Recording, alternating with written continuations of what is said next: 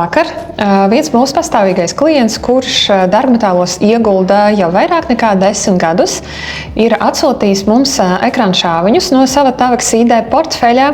Un šī portfeļa atskaite, ko mēs redzam šobrīd ekrānā, var perfekti parādīt, kādu ienesīgumu šobrīd klientam nodrošina ieguldījuma darbmetālos.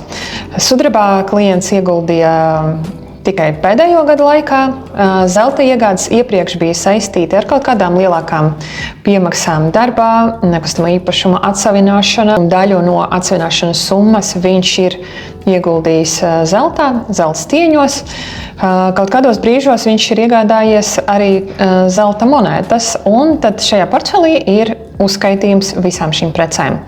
Kas ir interesanti, tad pie šī brīža cenas, kas dolāra izteiksmē tuvojas jau $5100 par unci, viņa pirmais pirkums vienas unces Austrālijas lunāru monētai ir bijis par 350 latiem, kas ir aptuveni 500 eiro. Labs ķēriens, kāds padomās šobrīd, bet tāda ir klienta pieredze un tāds ir viņa ilgais ceļš darbmetālos.